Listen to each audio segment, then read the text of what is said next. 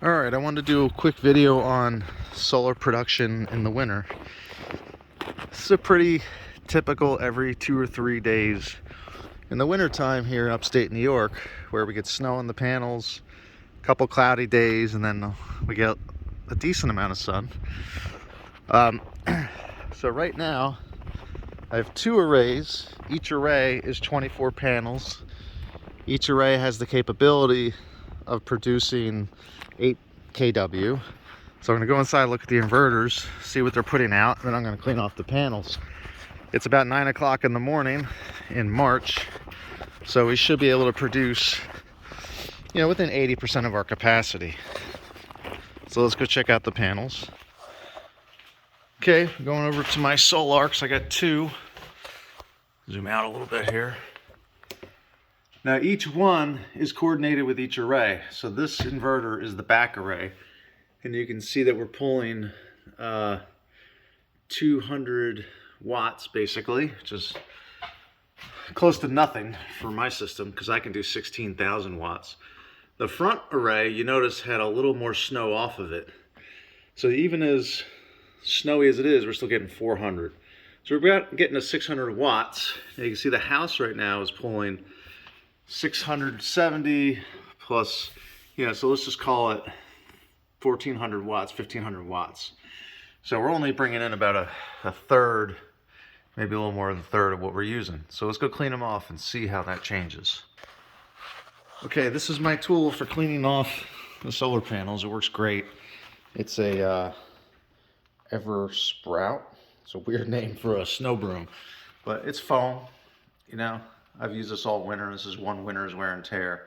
Holds up pretty good. Actually, it's so essential to what I do because I'm off the grid. I bought another one just in case, because I can't be out without solar for more than a couple days.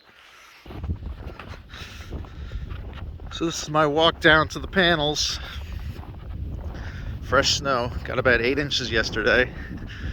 They're deceivingly large. It's hard to tell when you're far away, but as you walk up to them, that's about 14 feet in the air. Like I said, this is a ground mount.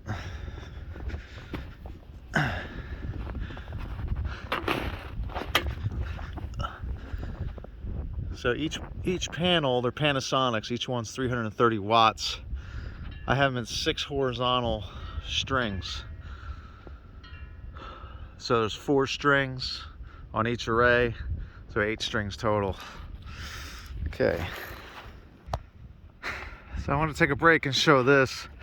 This is after a few minutes of scraping. I like to work my way across the top and then readjust the length of the brush and then go across the bottom. The thing with solar is sometimes the snow you get, you can just scrape that top panel and it all just comes down.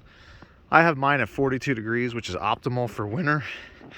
And I kept that because that's the power I'm most concerned about achieving is in the winter, and it helps with the snow shed.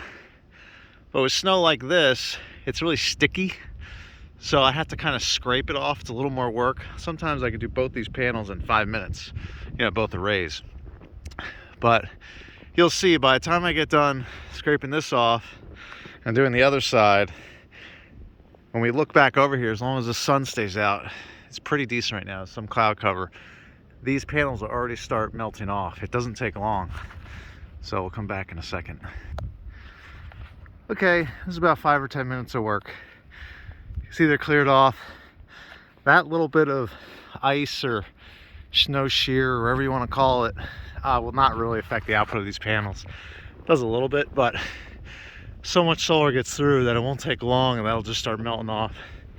Get a little bit of a pile here, which after a few snowstorms, you might have to shovel it or use a snowblower, but not too bad.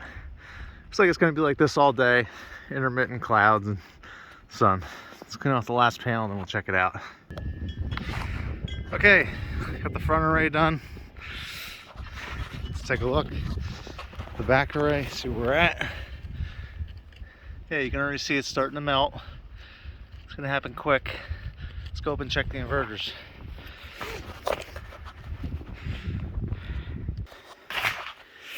Okay, let's see what we got. All right, we went up to 3,700 watts on the back one and 3,200 on the front. It's always like that. The front gets a little less than the back. I don't really know why. But on a snowy day like this, I can actually exceed my solar panels output because of the reflection on the snow. So I may get 17 or 18,000 watts on a day like this. So now that I've cleaned them off, I should get a nice charge. I'll do another video on it at some point, but my batteries, I actually have 2,000 amp hours at 48 volts. These are forklift batteries. So I have a big system. Some people use lithium. I use lead acid. The cost just isn't there. And these forklift batteries are meant for deep cycling. They'll last me about 7 or 8 years. Let's take one look at the panels outside. Okay, so you had the before. This is the after. Yeah, it's starting. You can see it didn't melt off quite as fast as I thought. By the time I was done this video, these would be mostly melted, but maybe I was a little ambitious. But definitely within an hour, these will be cleared off. You see how much light you get just refracting off the snow and bouncing up.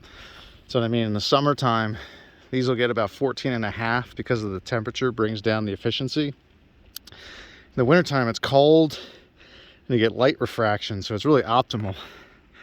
So I actually get the best performance out of these panels in the winter. Now the shorter days, you get less overall output.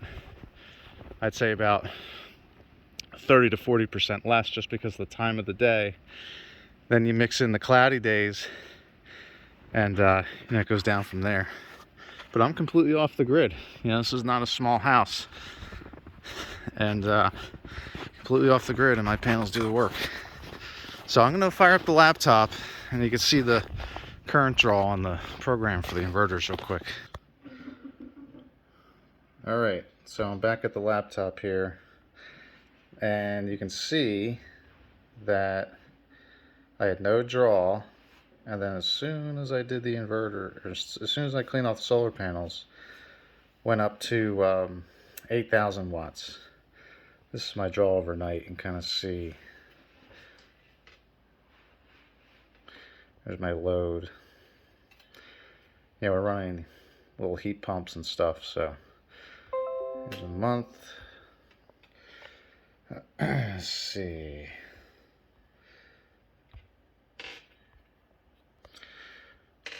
Okay, sorry, here you go. So you see some of the solar days we get. Now we only hit 77, 67.